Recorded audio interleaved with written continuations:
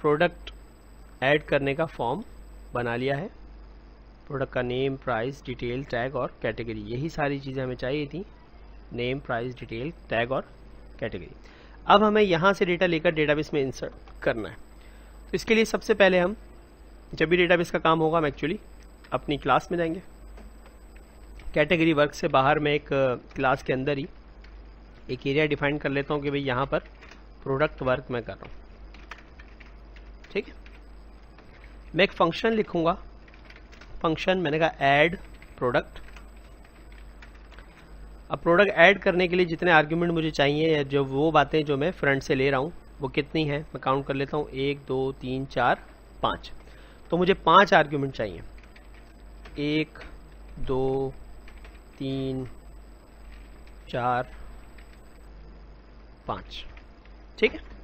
अच्छा, एक चीज़ जो मैंने पिछले लेक्चर्स में नहीं बताई वो मैं अब आपको बता दूं कि जब भी हम फॉर्म से डेटा पोस्ट करते हैं, ठीक है, तो ये बिल्कुल रॉ डेटा में मिलता है। ठीक है, तो अगर कोई एसक्यूएल इंजेक्शन अप्लाई करना चाहेगा यहाँ पर तो वो लग सकता है। ठीक है, ये खदशा है कि एसक्यूएल इंजेक्शन अप्लाई किया जा सके। तो इससे एसक्यूएल इंजेक्शन सेव करने का क्या तरीका है वो मैं आपको बताता हूँ। जी, तो मैं अब ये करना चाहता हूँ कि जो भी मेरे आर्ग्यूमेंट मिले वो एसक्यूएल इंजेक्शन सेव हो जाए। तो इसके लिए क्या है कि हम इसके लिए एक फंक्शन बना लेते हैं, क्योंकि उसका काम बार बार करना पड़ेगा मैं इंजेक्शन सेव करने के लिए। फंक्शन में क्या बना रहा हूँ, मैंने बनाया फंक्शन, लेट सपोज चेक के नाम से एक फंक्शन बना लिया। वो एक आर्ग्यूमेंट लेगा और उस आर्ग्यूमेंट के साथ करेगा क्या, वो ये करेगा कि उस आर्ग्यूमेंट को रिटर्न कर देगा MySQLi underscore real underscore escape string. ये मेथड है, इसके 2 आर्ग्यूमेंट होते हैं। एक तो कनेक्शन बताओ कौन सा, तो मैंने अपना कनेक्शन बता दिया, कॉमा फिर वेरिएबल बताओ जिसको एस्केप स्ट्रिंग करना है, तो मैंने बता दिया $a। तो जो भी आर्ग्यूमेंट इस मेथड को दिया जाएगा वो आर्ग्यूमेंट क्लियर होकर रिटर्न हो जाएगा। ठीक है, वो आर्ग्यूमेंट क्लियर होकर रिटर्न हो जाएगा। किस चीज़ से क्लियर, कि भी वो अब उसके ऊपर एसक्यूएल इंजेक्शन अप्लाई नहीं किया जा सकता होगा, इस आर्ग्यूमेंट में एसक्यूएल इंजेक्शन पास नहीं किया जा सकता होगा। अब मैं क्या करूंगा, जहां भी मुझे इसको चेक करना है मैं क्या करूंगा भाई, मैं कहूंगा दिस डॉट चेक। चेक में से गुजारो किसको, मेरे वेरिएबल को, ताकि वो क्लियर हो जाए, और वापस उसको उसी वेरिएबल में रख दो। समझ आ रही? अब ये ए यहां से पास होगा, यहां जाएगा, इस जगह पे रियल एस्केप स्ट्रिंग से गुजरेगा और वापस मिल जाएगा हमें। ठीक है, तो क्लियर होके मिल जाएगा। इस तरह हमने ए को भी क्लियर कर लिया। बी सी मैं सारे वेरिएबल क्लियर कर लूंगा, B C D.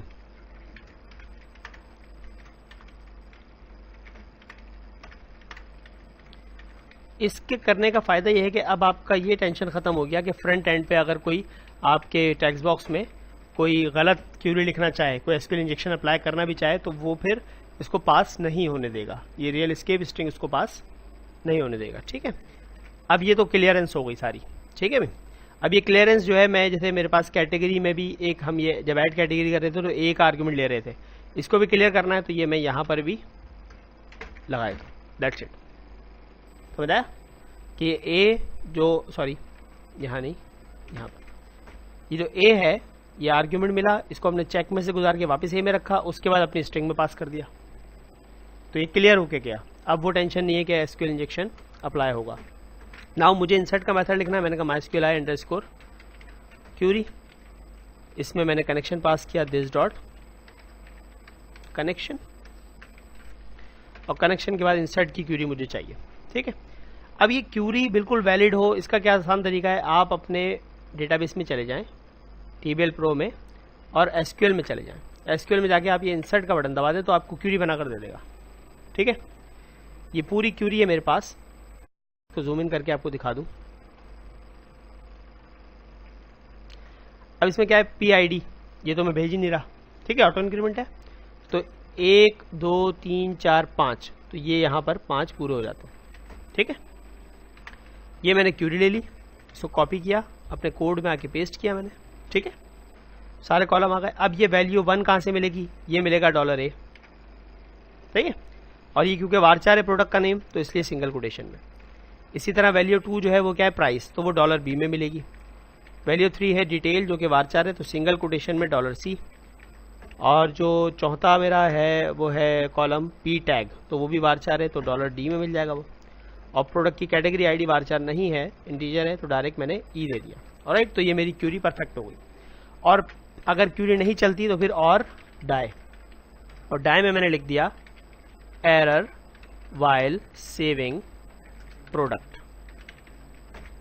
Okay, that's it. ये फंक्शन मेरा परफेक्टली काम करेगा ऐड प्रो का। ये फंक्शन मैंने कॉपी किया, प्रोडक्ट के ऊपर आया, मैंने कहा जैसे ही बटन प्रेस हो क्या करना, सबसे पहले $, मैंने ले लिया कैटेगरी, या मैंने कह दिया CID is equals to $_post में से जो मैंने ये बनाया है सिलेक्ट बॉक्स पी कैट का, इसको उठाओ, ठीक है। और इसको उठाने के बाद इफ अगर $CID इक्वल्स टू 0, अगर CID क्या हो 0 हो तो क्या करना, तो एको कर देना मस्ट सेलेक्ट आ कैटेगरी, ठीक है। ये हमने ऐसे ही चेक कर लिया, बाद में हम इसको बॉक्स मॉडल में दिखा देंगे, ठीक है। अगर 0 ना हो तो एल्स, फिर एल्स में ये सारा काम करना है। ओके, समझ आ गई बात, ठीक है।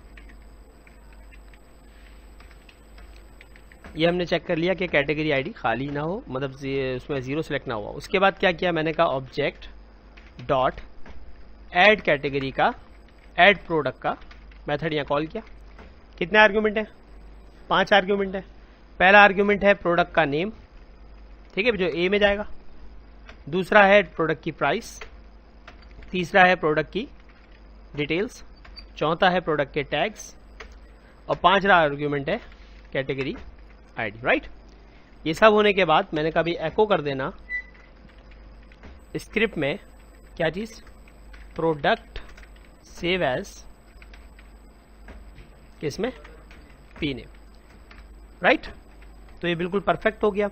चेक कर लेते हैं इसको कि चल रहा है या नहीं। पेज हमने अपना रीलोड किया।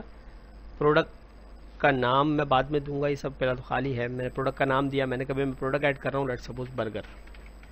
प्रोडक्ट की प्राइस है ₹250, detail this is testing. Tags में मैंने लिख दिया let's suppose burger, comma food, comma, ये सारे टैग्स हैं, ठीक है जी। मैंने कह दिया लेट्स सपोज खाना, ठीक है। ये 3 टैग हो गए। कैटेगरी मैंने सेलेक्ट नहीं की, सेव किया तो देखें क्या आ गया, मस्ट सेलेक्ट अ कैटेगरी। तो ये इंसर्ट नहीं हुआ, डेफिनेटली ये डेटाबेस में नहीं गया होगा। अगर हम ये ब्राउज कर लें तो हमने भेजा ही नहीं, क्योंकि वो क्यूरी कॉल ही नहीं हुई, ठीक है नहीं। मैं दोबारा से इसको भरता हूँ। मैंने कहा burger 250, this is testing. Tag मैंने लिख दिया, और कैटेगरी मैंने सेलेक्ट कर ली कौन सी, फूड की, जिसकी आईडी क्या है 1। सेव किया तो क्या हुआ, प्रोडक्ट सेव एज बर्गर, ठीक है। हम देख लेते हैं डेटाबेस में जाके, ब्राउज करते हैं। तो ये देखिए 1 बर्गर 250 टेस्टिंग, टैग्स आ गए, और इसकी कैटेगरी आईडी क्या है 1। टेस्टिंग अगेन मैंने एक और आइटम ऐड किया। मैंने कहा भाई लेट्स सपोज मेरे पास है एजुकेशन, तो मैंने प्रोडक्ट का नाम लिया ACCP प्रो, ठीक है भाई। प्राइस दे दी मैंने, इसकी प्राइस है 3 lakh. Detail this is the best IT course. Tag दे दिया मैंने ऐप टैग, ठीक है भाई, कोर्स IT कुछ भी, और इसको मैंने किस में रखा, एजुकेशन में। सेव किया, सेव हुआ प्रोडक्ट। चेक कर लेते हैं ब्राउज करके। तो ये देखें ACCP प्रो 3 लाख उसकी प्राइस, फला फला, और प्रोडक्ट की कैटेगरी आईडी क्या आई 3, ऑलराइट, ठीक है। नेक्स्ट स्टेप इंशाल्लाह हम अब इसके आगे ये करेंगे कि हमें यहाँ पर प्रोडक्ट को शो करवाना है।